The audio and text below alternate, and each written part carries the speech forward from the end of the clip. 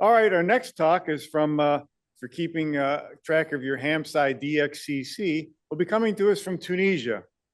Ashraf Chaabane, 3 Victor 8 Sierra Sierra, will be talking about a real-life receive antenna directional performance validation. And we're seeing your slides. Okay, good. Can you hear me? Yes, we've got good audio. Perfect. All right. Well, then a full screen. Okay, thank you very much. Thanks for HamSCI for inviting me to give this talk on a recent experiment that I did. My name is Ash. I was born and raised in Tunisia. I've been ham radio since 1998. Well, actually, a shortwave listener, later a ham radio, but I still consider myself as a shortwave listener. All right, I'm very fascinated with receiving antennas. I've been experimented with a wide variety of receiving antennas. Uh, uh, Main focus was the low bands receiving and medium wave DXN as well. So that ranged from from the phased arrays, from beverages on the ground, K90Ys, and it's always very confirmed the what people say about these antennas. So beverages have always been my favorite receiving antennas. For those who do not know a lot about beverages, these are like pretty long antennas, which the length ranges from zero point 0.5 up to 2 wavelengths. I know a few shortwave listeners or medium wave DXN people who have beverages that are 1 kilometers long. Uh, so these are like traveling wave antennas. As I said, the antenna does receive signals when they are coming to the direction of the receiver. And the signals that are coming from the backside towards the termination resistor, they got damped. So the properties, they have very good front lobe. They have very small rear and side lobes. Of course, it all depends on how you build the termination you select for it, etc., and the length of it. There are good variations of the beverage antennas, a number of variations actually. There are the beverages on the ground, which are wires that are completely laid on the ground. These have a little bit different properties from the elevated beverages, which are usually between few centimeters above the ground up to even 4 meters, and people do confirm they do work well at this height. Phased beverages is about phasing a couple of beverages or more, either in end-fed configuration or a broadside configuration, and each of these have different properties that anyone can model it on one of the simulation softwares, and they can come up with a radiation pattern or actually a receiving pattern that explains how the antenna would behave. So this year in end of Jan, we had the CQ Worldwide 160 meter CW contest, which where all the hams or most of the hams interested in contest, and they are on one single band on 160 meter. Well, due to family commitments, I was not able to take part in this contest, which of course is mainly a night contest. So I decided to do some experiment with my receiving antennas at the farm. So at the time, I had a broadside phased pair of 220 meters beverages. They're 220 meters long, 120 meters apart, and they were beaming to North America. So I did add a VLB, which is a very low beverage, which is actually the original way of putting beverages. It was 10 meters high, well, with grass and everything, and it was targeted in Japan. And the third beverage I put was a beverage on the ground. It was 60-meter long, and it was beaming to Southeast Asia. So all these they feed into a couple of receivers that are built into the Red Pitaya device, and they both running skimmer server software and another SDR, which is SDR-IQ from RF Space, and it was running CW skimmer software. So the data from these two softwares, they get aggregated and filtered using a software called SkimCon. SkimCon does aggregate the data, and it does remove any duplicates before, sending the feed to the reverse beacon network. And the other thing is that SkimCon, it has that cool feature of keeping all the data from the various receivers numbered according to the receiver or to the antenna. This raw data is what I actually use to do the data processing and coming up with the results. So for data, the raw data, it was post-processed. So I used Excel and VBA, the Visual Basic for applications. And with an extensive use of AI, I managed to move from call signs to the geographical coordinates and the beaming of each station I was hearing and the distance. All these were calculated, and this was calculated for each of the antennas or receivers. And the thing is, I calculate also the contribution of each antenna to the total number of spots on a particular direction, a particular azimuth. And the visualization was in term of radar plot, which shows the contribution of each antenna to all the spots that were received by the three antennas combined. With color coding of each of the signals according to the signal strength. So we will see that in a couple of slides. So here is some of the results that I came up with. They show how great these antennas were performing. These are screenshots from Hotel of Hawaii Kilo Sierra website, which takes data from reverse beacon network servers and displays the spots for any particular receiving node.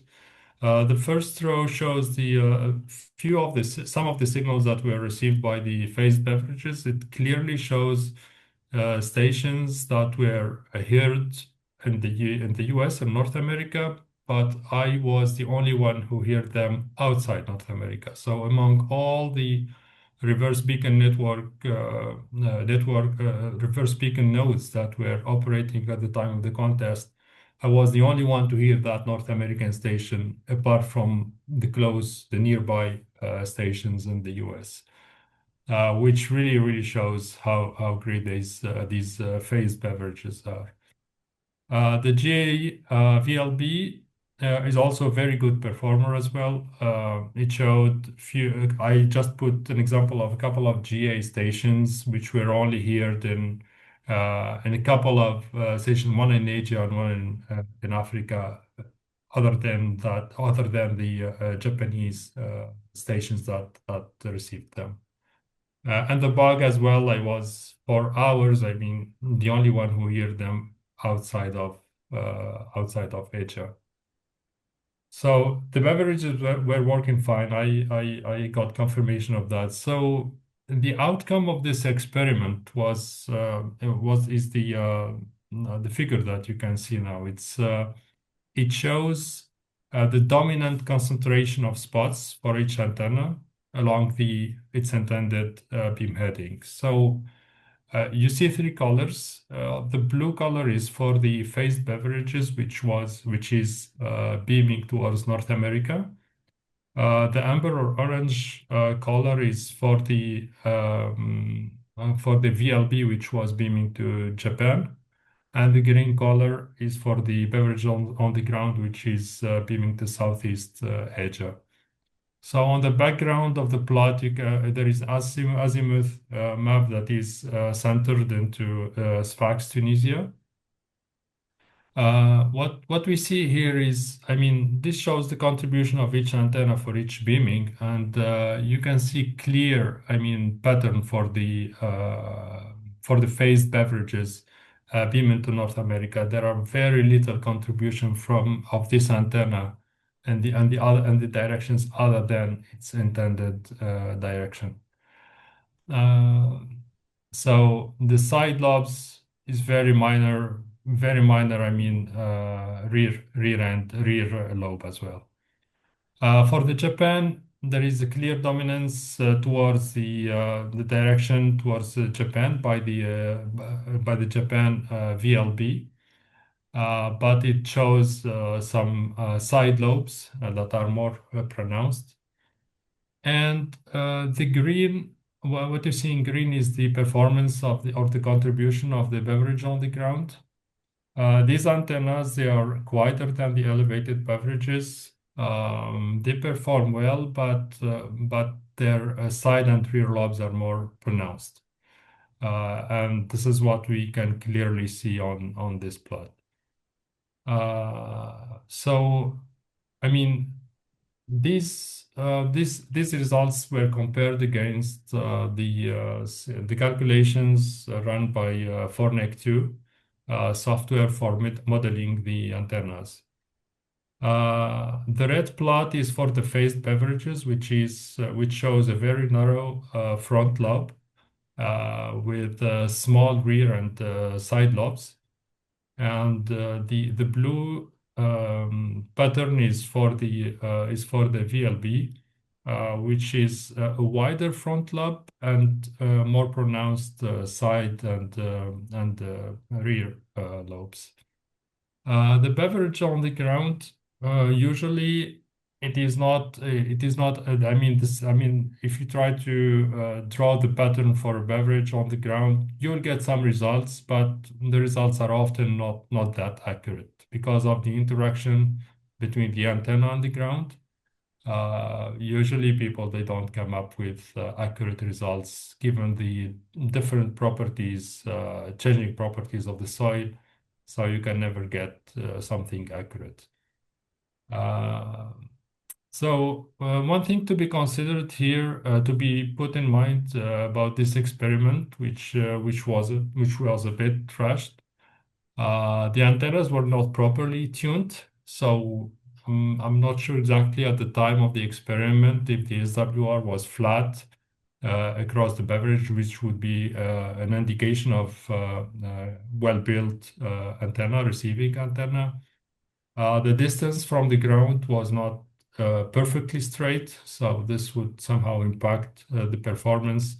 The termination resistance value is not optimized, so this has to be done before the experiment to make sure the antenna is properly tuned for the experiment.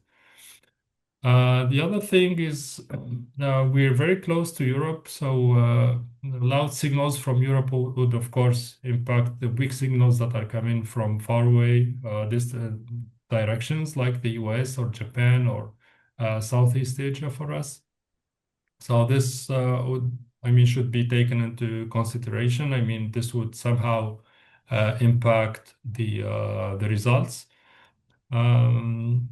And the other thing is that we do not have too much activity from the African continent during the contest. So the assessment of the rear end of each of these antennas, it could not be properly assessed. And of course, the major